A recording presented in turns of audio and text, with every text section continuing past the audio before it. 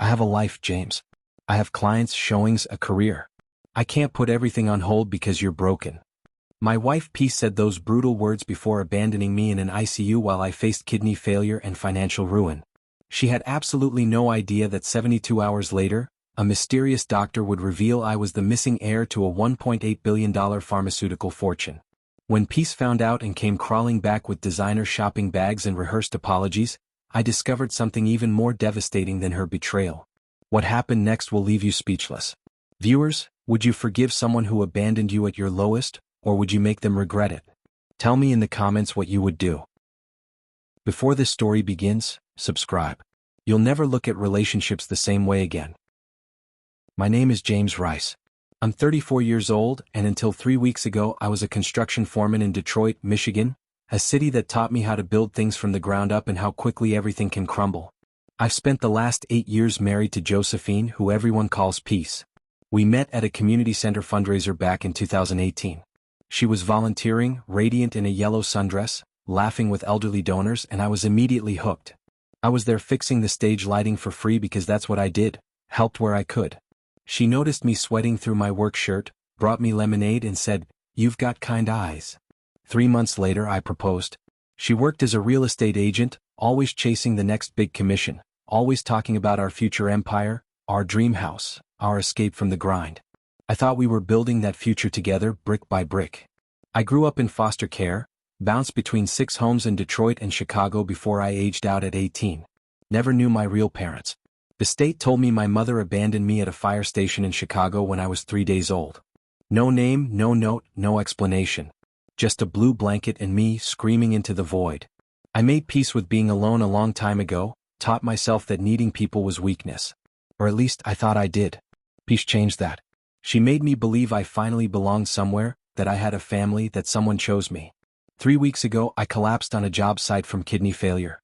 The doctor said I needed an emergency transplant, and the medical bills were already climbing past $400,000. That's when everything I thought I knew shattered like cheap glass hitting concrete. The pain hit me like a sledgehammer to the kidneys, literally. One moment I was inspecting rebar on the 5th floor of the new downtown complex, joking with my crew about the Lions finally winning something. The next I was on the ground, my vision tunneling to a pinpoint, tasting copper. My foreman Marcus called 911 while cradling my head, saying, "Stay with me, Jimmy, stay with me." I remember the ambulance ride, the sirens screaming, and Peace meeting me at Detroit receiving hospital's ear. Her face was pale when she first saw me, but something was off immediately. She kept checking her phone, texting someone, her jaw tight with that expression she got when a deal was falling through. I tried to ignore it, tried to focus on the doctors explaining renal failure, dialysis, transplant lists, astronomical costs. By day 3 in the ICU, the machines beeping their rhythm around me, Peace stood by my bed with her arms crossed. "James, this is too much," she said, her voice flat, mechanical. "The bills? The dialysis 3 times a week? The uncertainty. I didn't sign up for this." I reached for her hand with the arm that wasn't connected to tubes. "Peace, will figure it out. We always do. Remember when the truck broke down and we couldn't make rent? We survived." She pulled away like I was contagious. "No, you'll figure it out. I have a life, James. I have clients, showings scheduled, a career. I can't put everything on hold because you're—" She stopped herself, but her eyes finished the sentence. "Broken. Useless. Dying. Because I'm what?" My throat was dry, raspy from intubation. She grabbed her purse, avoiding my eyes. "I need space to think. This is overwhelming." She walked out. Didn't kiss me goodbye. Didn't look back. She didn't come back the next day. Or the day after. Or the day after that. The nurses started looking at me with that particular kind of pity reserved for abandoned patients. One of them, an older black woman named Carol with kind eyes and 20 years of ER experience, squeezed my shoulder on day 4. "Some people show you who they really are when the lights go out, baby. Count yourself blessed you found out now." I tried calling Peace 17 times. Every call went to voicemail. Her chirpy recorded voice saying, "Leave a message and make it fabulous," felt like mockery now. I texted. Nothing. I checked our joint bank account on my phone. She'd withdrawn $6,000, leaving barely $2,000. My chest tightened, and the heart monitor screamed until Carol rushed in to calm me down. Day 5, the billing department sent someone to my room. A tired woman named Patricia with a clipboard and sympathetic smile explained I owed $427,000 and climbing. My insurance had denied the transplant claim, calling it experimental for my specific condition. "Do you have family who can help?" she asked gently. I almost laughed. Family. I had nobody. My foster parents from my last placement, the Hendersons, had died in a car accident when I was 23. My crew had started a GoFundMe that raised $11,000. Beautiful, but a drop in an ocean. "I have $8,000 in savings," I told Patricia, my voice hollow. She nodded, wrote something down, and said she'd work with me on payment plans. Payment plans for $400,000 on a construction foreman's salary. I'd be paying until I died. Which, according to Dr. Reeves, might be 6 months without treatment. That night, alone in the dark, I cried for the first time since childhood. I woke up on day 6 to find a woman standing at the foot of my bed. Not a nurse. She wore a white doctor's coat, but everything about her screamed money, the kind of understated wealth Peace always envied. Sharp cheekbones, silver-streaked black hair pulled into a tight bun, designer glasses, and eyes that seemed to look right through me like I was an X-ray. She held a tablet and studied me with an intensity that made my skin crawl. "Mr. Rice," she said, her voice smooth and controlled like aged whiskey. "My name is Dr. Helena Archer. I'm not your attending physician, but I've taken a personal interest in your case." "Why?" My voice came out raspy, suspicious. I'd learned in foster care that nobody helps you without wanting something. She smiled faintly, pulling up a chair with deliberate grace. "Let's just say I believe in correcting old injustices. Your medical bills have been paid in full. All $432,000. You're scheduled for a comprehensive transplant evaluation with our top nephrologist tomorrow morning." I stared at her, convinced the morphine was making me hallucinate. This didn't happen in real life. People didn't just pay $500,000 for strangers dying in Detroit hospitals. "Who are you really?" I asked. "Why would you do this?" She leaned forward and something flickered in her eyes. Recognition, sadness, maybe guilt. "Tell me, James, do you remember anything about your birth parents? Anything at all?" The question hit me like a physical blow. "What does that have to do with—" She pulled out her tablet, swiped, and turned the screen toward me. A photograph of a young woman, maybe 25, with dark curly hair, and my exact eyes stared back at me. My heart stopped. "Do you recognize her?" I couldn't breathe. "No." "Who is she?" Dr. Archer's voice softened. "Your mother." Her name was Victoria Blackwell. The name meant nothing to me. I shook my head, confused, frightened. Dr. Archer set down her tablet and pulled out a thick file folder, the kind lawyers carry. "Victoria Blackwell died 12 years ago," she said quietly. "She was the only daughter of Maxwell Blackwell, founder of Blackwell Pharmaceuticals. Perhaps you've heard of them?" I had. Everyone had. Blackwell Pharmaceuticals made everything from insulin to cancer treatments. Their headquarters was a glass tower in downtown Detroit. Billboards everywhere. A $4 billion empire. "What does this have to do with me?" My hands trembled. She opened the folder, spreading photographs, legal documents, and yellowed newspaper clippings across my bed. Victoria was my closest friend from medical school. Brilliant, kind, passionate about helping people. She got pregnant at 23, refused to marry the man her father chose, and gave birth to a son on August 14, 1990. My birthday. Her father, Maxwell, was furious. He'd built an empire and demanded legacy, control, perfection. An illegitimate grandchild from some construction worker Victoria met at a charity event? Unacceptable. Dr. Archer's voice hardened. "So he made you disappear." The room spun. "What?" She pulled out a police report, faded and creased. "Maxwell hired a private investigator named Nathan Cross. Paid him $200,000 to take you from the hospital nursery and abandon you somewhere untraceable. Nathan chose a Chicago fire station. Made it look like your mother dumped you." I couldn't process this. My mother didn't abandon me? Tears streamed down Dr. Archer's face. "Victoria spent every day of the next 24 years searching for you. She hired investigators, registered your DNA in every database, posted flyers, funded missing children organizations. It destroyed her. She spiraled into depression, addiction, despair. She died of an overdose in 2014, still searching." I couldn't speak, couldn't breathe.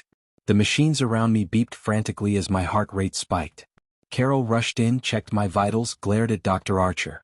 "What's going on here?" Dr. Archer stood. "I'm telling Mr. Rice the truth about his family. He deserves to know." Carol looked between us, then at my tear-streaked face and quietly left. Dr. Archer sat back down, gentler now. When Maxwell died 5 years ago, his will included a provision. If Victoria's son was ever found and verified through DNA, he would inherit her share of the Blackwell estate.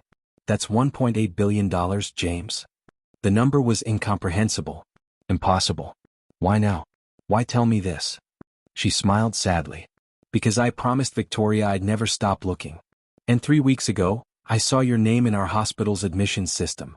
James Rice, born August 14, 1990, abandoned at a Chicago fire station. I ran a DNA test from your blood samples. You're a 99.97% match to Victoria's preserved DNA. I stared at my own hands like they belonged to someone else. I'm a Blackwell? She nodded. You're the lost heir everyone thought was dead or impossible to find. Your grandfather's other relatives, Victoria's cousins, have been fighting over her share for years. But the will is clear. Find the boy and he inherits everything. My mind raced. The bills. The abandonment. And now this impossible, insane revelation. Does anyone else know? Dr. Archer's expression darkened. Hospital staff gossip. I've tried to keep it quiet, but information like this spreads. Be careful who you trust, James. Your inheritance makes you a target. As if summoned by those words, my hospital room door swung open. Peace stood there, shopping bags in hand, designer sunglasses perched on her head, wearing clothes I'd never seen before. Her smile was dazzling and completely fake. Baby, she exclaimed. I'm so sorry I left. I'm here now. Peace rushed to my bedside, all tears and apologies, setting down bags from stores she'd always said we couldn't afford. Neiman Marcus. Sex. Her hair was freshly highlighted, nails done, a new diamond bracelet catching the light. She'd spent thousands while I was dying. I was so overwhelmed, so scared, she said, grabbing my hand. I went to stay with my sister in Ann Arbor to clear my head, and I realized I can't live without you, James. You're my whole world. I studied her face, searching for the woman I'd married. All I saw was calculation. You left me when I was dying, Peace. She squeezed my hand tighter. I know, baby, and I'll regret it forever. But I'm here now. I heard your bills were paid? That's amazing. See, everything works out when we stick together. Dr. Archer stood up, her voice cold as winter. Mrs. Rice. How convenient that you return exactly when you do. Peace's smile tightened, her eyes flashing to Dr. Archer with barely concealed hostility. I'm sorry, who are you exactly? Dr. Helena Archer. The person who ensured your husband survives the crisis you abandoned him during. The temperature in the room dropped. Peace laughed, but it sounded forced. I didn't abandon him. I just needed space to process everything. It's called self-care. Dr. Archer moved closer. Is it also called self-care to max out credit cards on designer clothes while your husband faces bankruptcy from medical bills? Peace's face flushed. How dare you? My finances are none of your business. They became my business when I paid James's bills and discovered your gambling debts at Greektown Casino.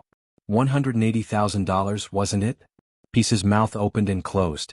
She turned to me, eyes desperate. James, I don't know what she's talking about. She's lying, trying to turn you against me. But I saw it now. The truth Dr. Archer was showing me. The woman I'd loved was gone, if she'd ever really existed. Get out, Peace, I said quietly. Her face transformed, the mask slipping completely. Excuse me? You heard me. Get out of my room. She straightened and something ugly crossed her face. Rage, entitlement, desperation all mixed together. I'm your wife, James. You can't just dismiss me because some random doctor fills your head with lies. Dr. Archer pulled out her phone, played an audio recording. Peace's voice filled the room, crystal clear. So if I file first before he accesses the money, I have leverage? A man's voice responded, absolutely. We could get you 50 to 60 million easy. Peace's face drained of all color. You had me followed? I felt something break inside me, the last piece of hope shattering. You planned to divorce me and take half before I even knew about the inheritance. Rob you. Peace screamed, her composure completely gone now.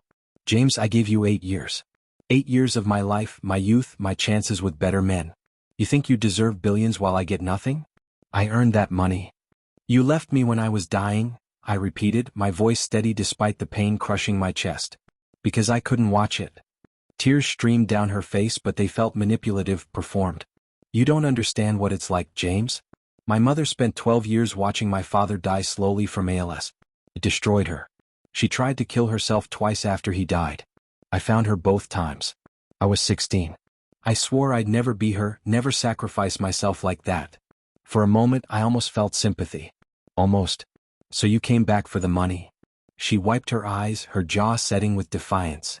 I came back for what I'm owed. I stayed with you through 8 years of scraping by, living in that shitty apartment, driving used cars while my friends married doctors and lawyers. That money is mine too, James. I'm your wife. I pulled out the envelope Dr. Archer had given me earlier. Divorce papers. Not anymore. Peace stared at the papers like they were a snake about to strike.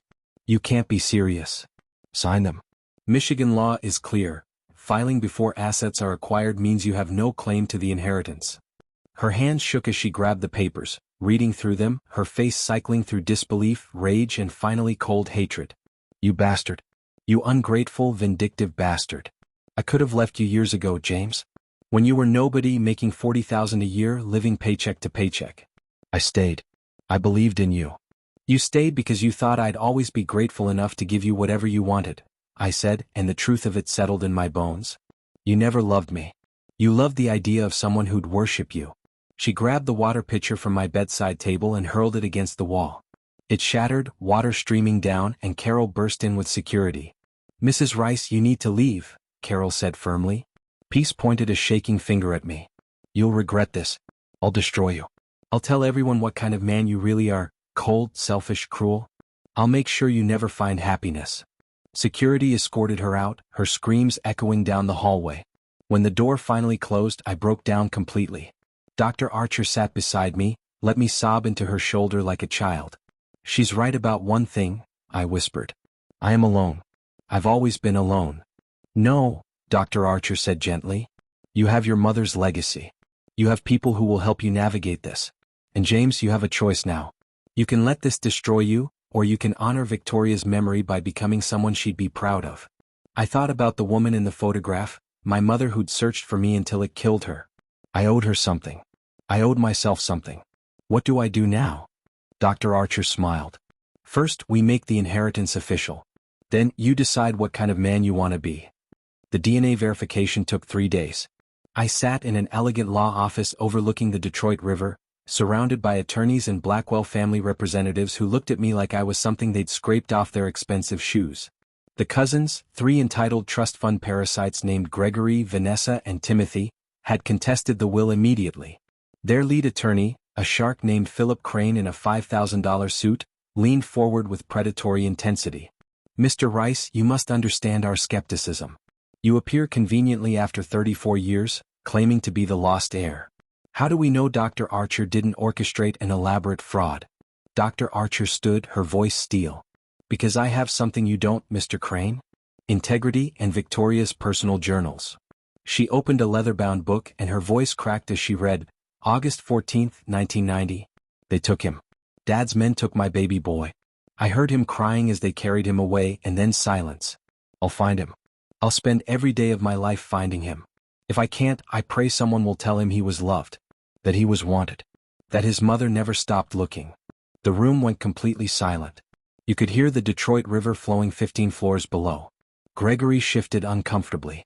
Vanessa wiped her eyes despite herself. Dr. Archer continued, reading entry after entry. Victoria's 24-year search documented in heartbreaking detail. Private investigators. Dead ends. False hopes. The slow descent into despair. Maxwell Blackwell was a monster who controlled every aspect of Victoria's life, Dr. Archer said. When she got pregnant by a construction worker she'd met at a charity event, a good man named Daniel Rice who died in a convenient car accident 3 months later, Maxwell had his own grandson erased. She pulled out a deathbed confession from Nathan Cross, the private investigator, admitting everything. The cousin's case collapsed like a house of cards. The will was validated. I inherited $1.8 billion, controlling shares in Blackwell Pharmaceuticals and 3 estates. I walked out of that office a different man than I'd walked in, wealthy beyond imagination and emptier than I'd ever felt. 6 months later, I stood in the same community center where I'd met Peace 8 years ago. I'd established the Victoria Blackwell Foundation, funding medical care for uninsured patients, foster care reform, and family reunification services. Every month, I anonymously paid off medical debt for families drowning like I'd almost drowned. I'd visited my mother's grave, spent 3 hours talking to her, crying, apologizing for not being found sooner. Peace had tried selling her story to tabloids, but my legal team shut it down. I heard she'd moved to Phoenix, starting over. Part of me felt guilty. A smaller part didn't. Dr. Archer had become family, introducing me to people who'd known Victoria, helping me understand the mother I'd never known. But money didn't erase loneliness. Didn't fill the gaps. I was volunteering at the community center, building stage platforms like I'd done 8 years ago when a woman approached. Mid-30s, warm brown eyes, worn jeans and a volunteer shirt, genuine smile. "You're James, right? The new donor?" "Just James," I said, wiping sawdust from my hands. "What's your name?" "Rachel. I run the youth programs here." We talked for 3 hours. She had no idea what I was worth, didn't care about anything except the kids and the community. When she laughed at something I said, I felt hope for the first time in months. "My name is James Rice. I was abandoned, betrayed, and nearly destroyed. I learned that family isn't blood, it's who stays when the lights go out. Peace taught me what love isn't. My mother taught me what it is even from beyond the grave. I'm the lost Blackwell heir. But more than that, I'm the man who survived, who chose to build instead of destroy. The greatest revenge isn't hurting those who hurt you, it's becoming someone they can't touch anymore." Dr. Archer says my mother would be proud. I want to believe that. As I watched Rachel teach kids to paint, I smiled. Maybe I could believe it. Maybe I wasn't alone anymore. If this shocked you, subscribe, like, comment, and share, because the next story is worse.